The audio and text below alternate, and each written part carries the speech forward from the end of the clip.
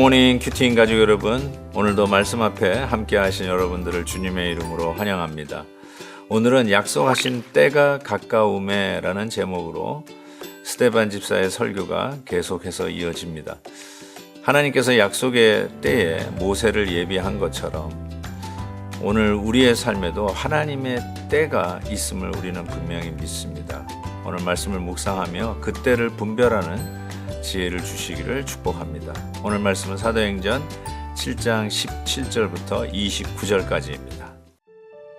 하나님이 아브라함에게 약속하신 때가 가까움에 이스라엘 백성이 애굽에서 번성하여 많아졌더니 요셉을 알지 못하는 새 임금이 애굽 왕위에 오르매 그가 우리 족속에게 교활한 방법을 써서 조상들을 괴롭게 하여 그 어린 아이들을 내버려 살지 못하게 하려 할세. 그때에 모세가 났는데 하나님 보시기에 아름다운지라.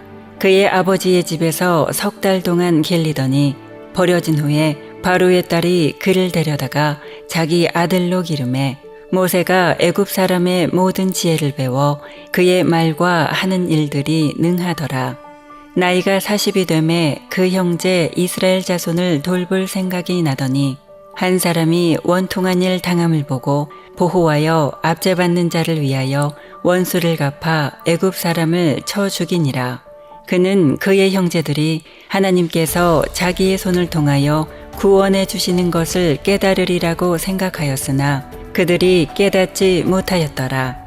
이튿날 이스라엘 사람끼리 싸울 때에 모세가 와서 화해시키려 하여 이르되 너희는 형제인데 어찌 서로 해치느냐 하니 그 동물을 해치는 사람이 모세를 밀어뜨려 이르되 누가 너를 관리와 재판장으로 우리 위에 세웠느냐?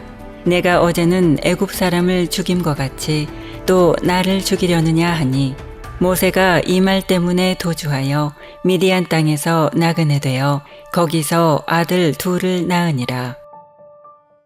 계속되는 스데반 집사의 설교 속에 아주 재미있고 흥미로운 이야기가 나오는데 18절에 보면 이런 말이 있어요. 요셉을 알지 못하는 새 임금이 애국 왕위에 오르매. 요셉을 알지 못한다는 말은 요셉을 통해서 그 환란의 시기를 극복하고 나라를 지켰던 그 공을 세운 요셉의 업적을 기억하지 못하고 혹은 알았어도 그것을 폄훼하거나 대수롭게 생각하지 않은 새 임금이 애굽의 왕이 되었어요. 따라서 요셉으로 인해서 그의 가족들이 애굽 땅에 와서 이주해서 그곳에서 부강하게 자라고 있는 그 백성을 환대하거나 어쩌게 보면 어떤 특권을 주거나 우대하거나 돌봐주는 일들을 경홀히 하게 되었던 것이죠. 아니, 경홀히 하는 정도가 아니라 그들을 핍박하고 노예로 부리기 시작한 것입니다. 그런데 이스라엘의 입장에서 생각해 보면 아니, 이런 배은망덕한 일이 어디 있느냐, 어떻게 우리의 공로와 우리의 행한 일들을 잊어버릴 수 있느냐 하고 분노할 수 있겠죠. 내가 이 회사를 위해서 일한 것이 얼마나 되는데, 내가 이 어떤 일들을 위해서 정말 땀을 흘려 수고한 것이 뭔데 나를 인정하지 않는다고 하면서 분노할 수 있는 바로 그 순간이죠. 그런데 하나님께서는 바로 그 순간에 출애굽이라고 하는 대장정의 준비를 시작하고 계시는 것을 보게 됩니다. 그래서 등장하는 것이 모세 이야기가 등장합니다.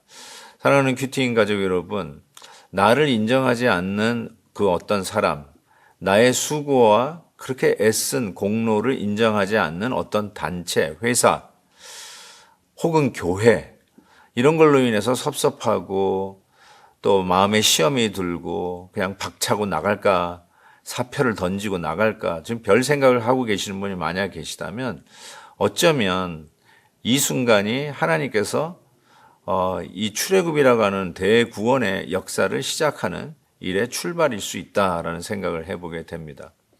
결국 모세를 하나님이 이 출애굽을 위해서 어떻게 준비하시는가 봤더니 이 모세가 부모님이 더 이상 키울 수가 없는 순간이 되지 않았습니까? 그래서 모세를 광주리에 넣어서 결국은 떠나 보냅니다. 포기할 수밖에 없고요. 내가 낳은 아들을 내가 키울 수 없는 바로 그러한 순간이 되고 떠나 보내야만 하는 이런 안타까운 현실에 봉착하게 됩니다. 자, 이런 상황 속에서 우리는 한탄할 수밖에 없고 일은 점점 더 꼬여간다라고 할 수밖에 없는데 모세라는 이름이 건져내다, 물에서 건져내다라고 하는 의미를 가지고 있다고 그러는데 바로 공주에 의해서 모세가 건져지고 그리고 그 모세를 통해서 하나님은 출애굽의 역사를 이루게 되시는 기가 막힌 섭리를 우리는 깨닫게 됩니다. 때로는 내가 버려야 하는 그 순간이 하나님께서 구원의 도구로 사용하는 놀라운 반전의 시작이 될 수 있다라는 생각도 해보게 됩니다. 그 모세가 결국은 장성해서 이 출애굽의 역사를 이루는 하나님의 귀한 일꾼으로 성장하고 모세도 그 하나님의 뜻을 깨닫게 되어서 그 일에 나섭니다. 정말 자기 민족, 히브리 민족을 사랑하는 지도자로 이 바로의 궁정에서 어쩌면 차기, 대권, 바로의 후임자로서 손꼽고 있는 바로 그 사람이 자기의 민족, 노예와 같이 취급받고 있는 자기 민족을 위해서 일할 정말 기특한 생각을 하게 되죠. 이런 사람 정말 멋있지 않습니까? 근데 그와 같이 누가 봐도 정말 칭찬받고 그 민족의 영웅으로 대접받을 만한 그와 같은 리더십을 갖춘 그 모세가 어떻게 됩니까? 결국은 자기 형제를 괴롭히는 애굽 사람을 쳐 죽입니다. 그리고 그것이 은폐되었다고 생각하는데 히브리 사람들끼리 싸우는 모습을 말리려 할 때 이런 말을 하죠. 26절이죠. 너희는 형제인데 어찌 서로 해치느냐라고 하면서 말립니다. 그랬더니 그 동물을 해치는 사람이 모세를 밀어뜨려 이르되 누가 너를 관리와 재판장으로 우리 위에 세웠느냐라고 이야기를 합니다. 그래서 애굽 사람 죽인 것처럼 나도 죽이려고 하느냐라고 대들죠. 이 일로 인해서 모세가 미디안 땅으로 도주하게 되는 계기가 되었다고 스데반 집사는 설교하고 있습니다. 참 기가 막힌 일이죠. 선한 뜻으로 나섰는데 정작 자기가 돕고자 하는 히브리 사람들로부터 배신을 당했다고 그럴까요? 인정을 받지 못하고 밀려나는 모세의 모습을 보게 됩니다. 때로는 선의의 뜻으로 우리가 앞서서 행하려고 했다가 낙심천만한 일을 당할 때도 있다는 생각을 해봅니다. 여기서 모세의 악한 의도가 어디 있습니까? 다 자기 민족을 살려내기 위한 선한 의도 아니었겠습니까? 그럼에도 불구하고 이 일이 자기가 일하고자 했던 민족들에 의해서 인정받지 못했다는 사실이죠. 결국은 하나님은 하나님의 방법대로 모세를 쓰실 것입니다. 내일 있을 계속되는 스데반 집사의 설교가 기대되어집니다. 내가 하고자 하는 일들이 인정받지 못했다 할지라도 결국 그것조차도 하나님의 손 안에 있음을 우리는 분명히 믿습니다. 우리의 혈기나 우리의 의도나 내가 생각하는 정당한 이유 때문에 내가 뭐든지 할 수 있다라고 하는 그것은 잘못된 생각인 것 같습니다. 하나님께서 어떻게 모세를 고쳐서 쓰는지 우리가 계속해서 묵상해야 될 것입니다.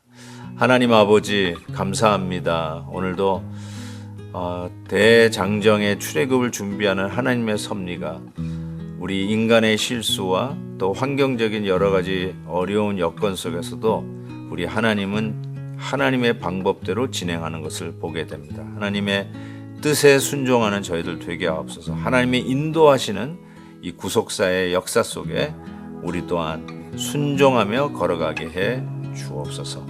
예수 그리스도의 이름으로 기도하옵나이다. 아멘. 내일 또 뵙겠습니다. 오늘도 김한유 목사님의 아침 영상 메시지를 시청해 주셔서 감사합니다. 큐티인 교재는 www.qtin.org에서 구매 가능하며 자세한 사항은 큐티인 홈페이지를 참고해 주시기 바랍니다.